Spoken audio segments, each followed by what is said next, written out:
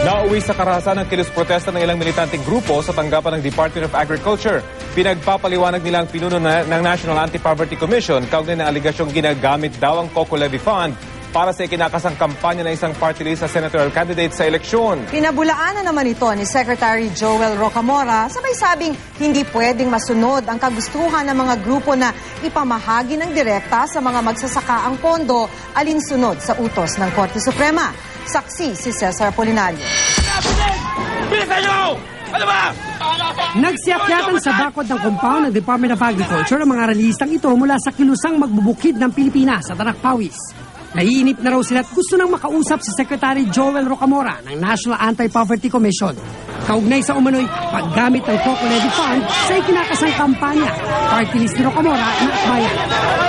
Nang pigilan sila ng mga pulis, kagirian na. Nang makarating sila sa lobby ng kagawaran, binomba naman sila ng fire extinguisher ng mga pulis.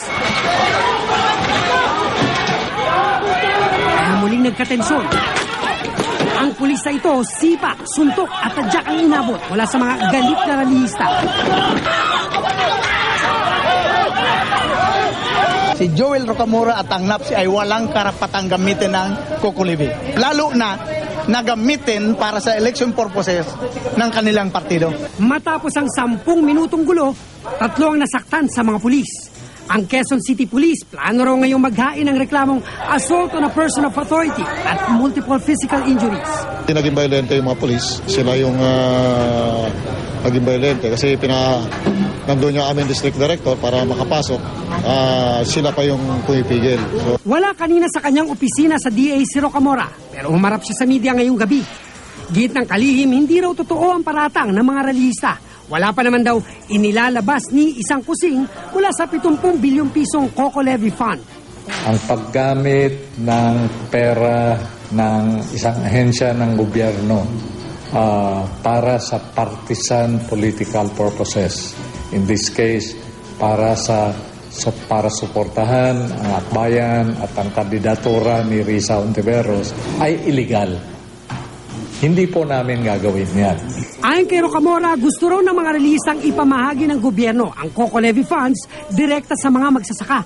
Pero nung nakaraang taon, nagdesisyon ng Korte Suprema na gobyerno ang nagmamay-ari ng bilyong-bilyong pisong Coco Levy Funds na ipinamuhunan sa San Miguel Corporation.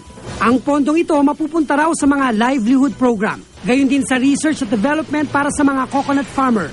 Dahil sa desisyong ito ng kataas-taasang hukuman, ayon kay Rocamora, hindi raw maaaring masunod ang gusto ng mga ralihista. Gusto nila na cash na yung 70 billion ibigay sa mga magninyog, pera-pera. Pinagbabawal po ng Korte Suprema na ibigay sa private individuals ang Coco Levy.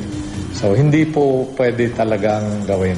Pag-uusapan namin, ipipresent namin yung proposal, patapos mag-meet kung ano yung abot. Basta namin, dito kami mag-usap sa baba, bumaba yung matagalapsi. Dapat nandito si Joel. Dapat nandito si Joel Rocamora. Cesar Apolinario ang inyong saksi.